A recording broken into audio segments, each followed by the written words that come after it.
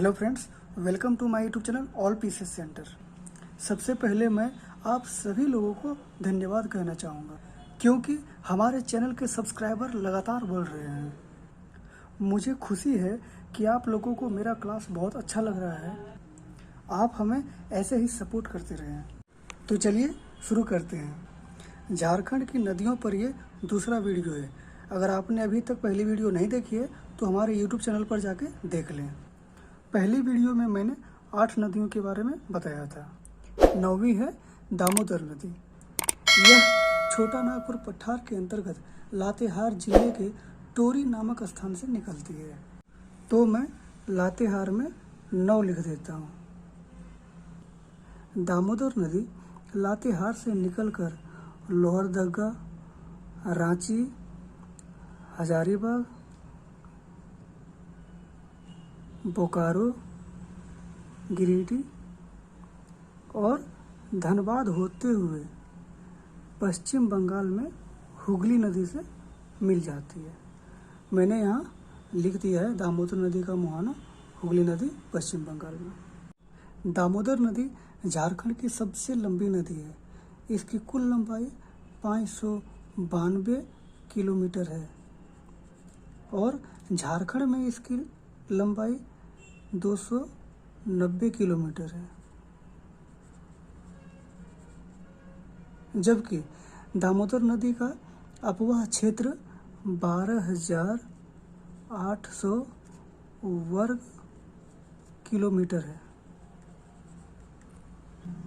दामोदर नदी को देव नदी और बंगाल का शोक भी कहा जाता है। यह झारखंड की सबसे ज़्यादा प्रदूषित नदी है। फ्रेंड्स, एक बार एग्जाम में पूछा गया था कि बोकारो किस नदी के तट पर बसा है। तो यहाँ देखिए, दामोदर नदी, ये बोकारो है, दामोदर नदी बोकारो से होकर गुजर रही है। तो उसका सही आंसर था दामोदर नदी। फ्रेंड्स, यह भी याद रखें कि दामोदर नदी पर अय्यर बांध का निर्माण किया गया है। प्रसिद्ध धार्मिक स्थल रजरप्पा, दामोदर एवं भेड़ा नदी, दामोदर प्लस भेड़ा नदी, इसे कहीं कहीं भेड़ा और कहीं कहीं भेड़ा लिखा जाता है, तो इसमें कंफ्यूज ना हो।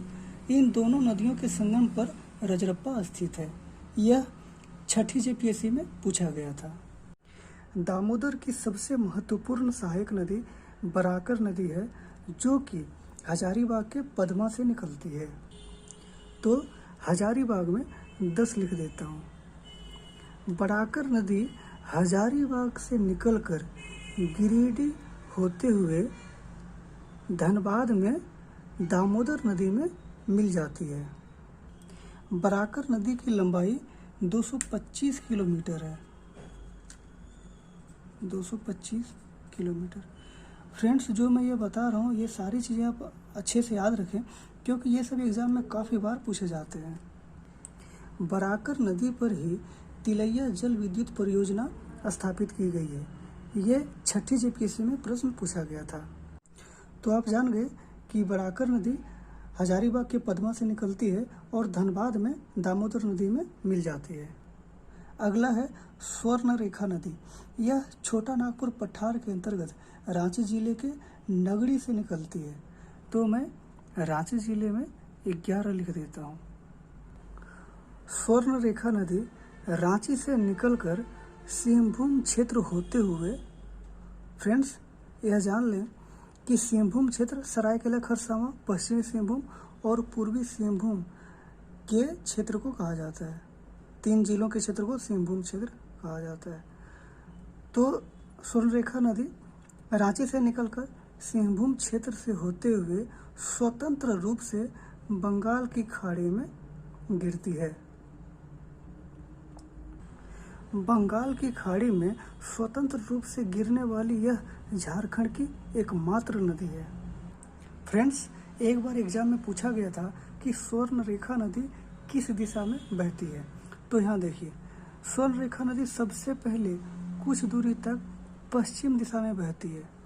पश्चिम दिशा में बहने के बाद ही वह दक्षिण की ओर आती है और दक्षिण के बाद वह फिर पूर्व की ओर मुड़ जाती है। इसका अर्थ यह हुआ कि स्वर्णरेखा नदी पश्चिम से दक्षिण पूर्व की दिशा में बहती है। स्वर्णरेखा नदी की कुल लंबाई 395 किलोमीटर है। यह दरोगा के एग्जाम में पूछा गया था। चांडिल जल विद्युत ऊर्जा प्रोजेक्ट स्वर्णरेखा नदी पर ही स्थापित की गई है। फ्रेंड्स, मैं जितनी चीज़ें बता रहा हूँ इतनी चीज़ें सभी किताबों में नहीं दी हुई है। मैंने बहुत सारी किताबें पढ़ी है, इसीलिए मैं आपको ये सब बता रहा हूँ। इसलिए जो कुछ भी आपको नया लगे उसे तुरंत अपने नोटबुक में नोट कर लें। स्वर्णरेखा नदी की सबसे महत्वपूर्ण सहायक नदी खरकई नदी है, जो कि मैंने अंत में लिखा है, तो मैं इसे आपको डिटेल में बताने वाला हूँ। इन दोनों नदियों अर्थात स्वर्णरेखा नदी एवं खरकई नदी, इन दोनों नदियों के संगम पर पूर्वी सिंहभूम के अंतर्गत जमशेदपुर शहर बसा हुआ है। यह भी एग्जाम में कई बार पूछा गया है। यह भी याद रखें कि स्वर्णरेखा नदी के रेत में सोने का अंश पाया जाता है। अगला है मयूराक्षी नदी। यह देवघर के त्रिकुट पहाड़ी से निकलती है, तो मैं देवघर में 12 लिख देता हूँ। मयूराक्षी नदी देवघर से निकलकर दुमका, गोड्डा और साहेबगंज होते हुए पश्चिम बंगाल में हुगली नदी में मिल जाती है। अर्थात मयूराक्षी नदी का मुहाना हुगली नदी है। मयूराक्षी नदी झारखंड की एकमात्र नौगम्य नदी है। अर्थात मयूराक्षी एकमात्र ऐसी नदी है जिसमें नौका चालन हो सकता है। कनाडा के सहयोग से मयूराक्षी नदी पर मसानजोर बांध का निर्माण किया गया है। अगला है दक्षिणी कोयल नदी। यह रांची के नगरी से निकलती है, तो मैं रांची में 13 लिख देता हूँ। दक्षिणी कोयल नदी रांची से निकलकर लोहरदगा, गुमला और पश्चिम सिंहभूम होते हुए उड़ीसा में शंख नदी में मिल जाती है। अर्थात दक्षिणी कोयल का मुहाना उड़ीसा में शंख नदी है। अगला है ब्राह्मणी नदी। यह दुमका, यहाँ लिखने में मिस्टेक हो गया है। ब्राह्मणी नदी दुमका के दुधवा पहाड़ी से निकलती है।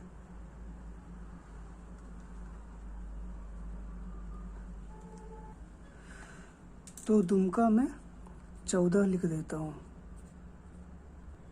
ब्राह्मणी नदी दुमका से निकलकर देवघर, गोड्डा और साहेबगंज से होते हुए पश्चिम बंगाल में हुगली नदी से मिल जाती है।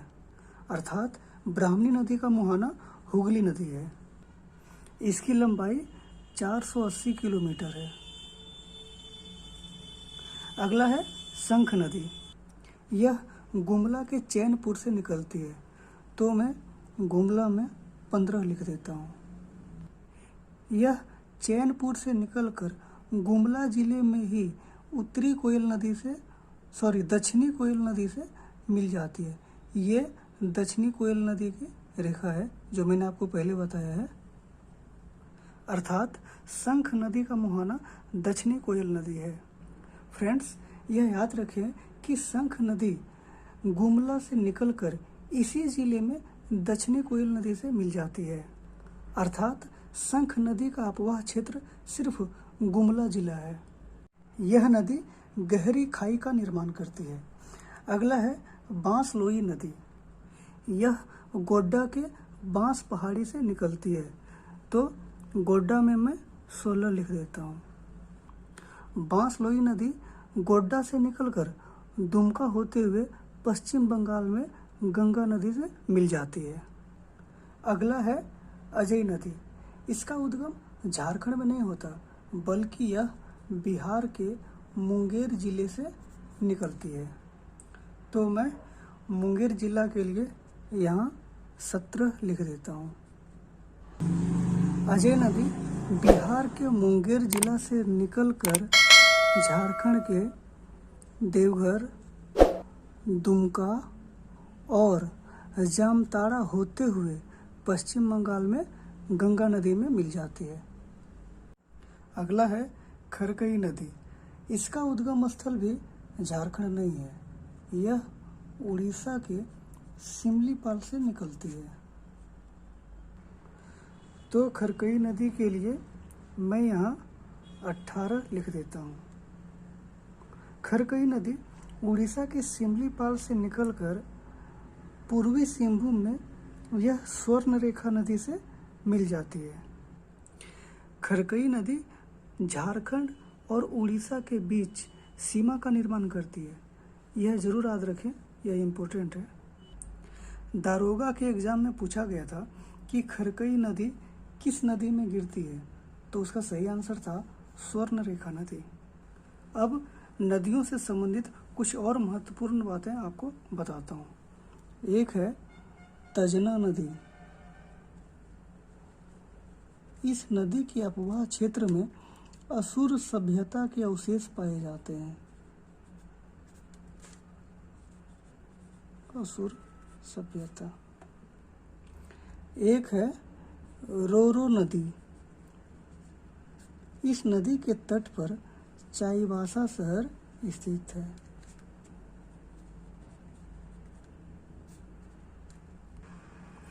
बराकर नदी पर मैथन बांध का निर्माण किया गया है। मैथन बांध। तो फ्रेंड्स, ये वीडियो यहीं ख़त्म होती है। मुझे पूरा विश्वास है कि आपको सारी चीज़ें बहुत अच्छे से समझ में आ गई होगी। इसे अपने दोस्तों के बीच अवश्य शेयर करें। थैंक्स।